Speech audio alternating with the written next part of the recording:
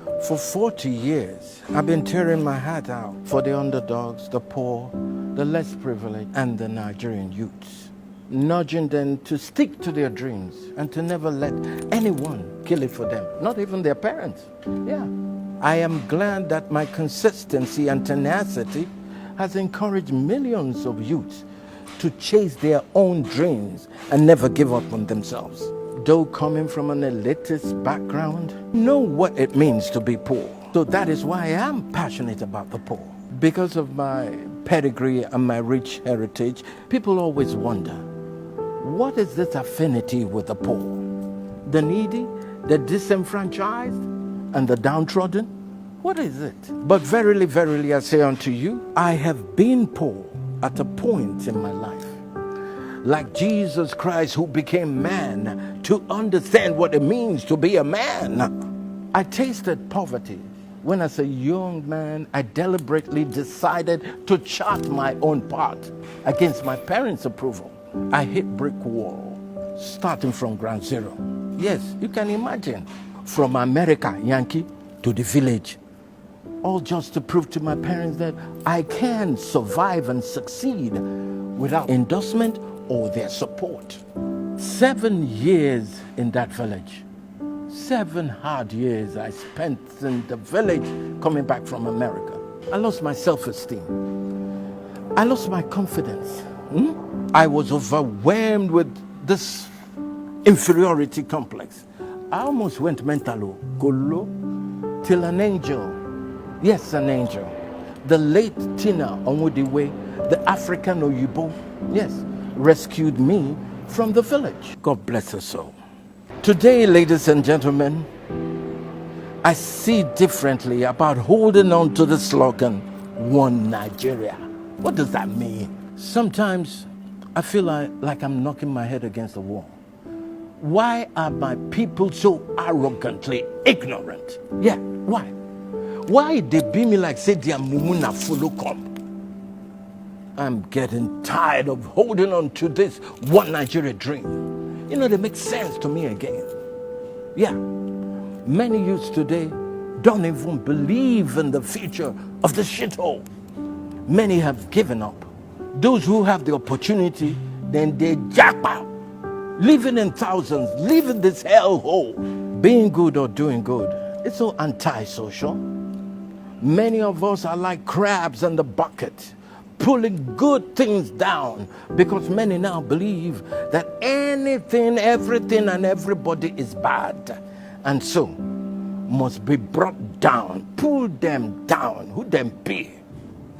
Demonic forces at war. Many believe that everybody is a criminal. I still believe that there are a few good people, good, honest people in Nigeria. They may be, I don't know, but they're there. I know there are good and bad people everywhere. But the bad people, the riffraffs, people from the gutter, born throwaway, stray cats, idiots, betrayers, have taken over our space. Yes, that's what's happening. It's systematic. The few good men has gone into hiding. In Nigeria, they want us to believe that most Yorubas are here and nowhere. They're slippery, they're deceitful. The Fulanese think they were born to rule, even with their incompetence and their cluelessness. They want us to believe that most Igbos turn everything into a transaction. For money, they will kill themselves. They like to fix other people's environment, neglecting their homeland, the core of their existence. What kind of bullshit is that? Now, let's be sincere. You see this contraption called Nigeria? It's not working. Because the rulers have succeeded in fragmenting us. Yes, they've divided us. The impression is that the Yorubas are deceitful. They also have Fulanese. They just want to dominate. The Igbos are tricky, cunning. You know, all they want is money, money, money, money. They do everything for money. The minority tribes, they're all marginalized. I mean, government magic. But let me say this. Among all the tribes, the Igbos have carried this imaginary one Nigeria on their head the most. Yes, quote me. Today, if we can tell ourselves the truth. We must all agree that the only way to move forward as a unit, as a nation, as a country, is by restructuring. Every region should fend for themselves and pay taxes to the center. That's what I say.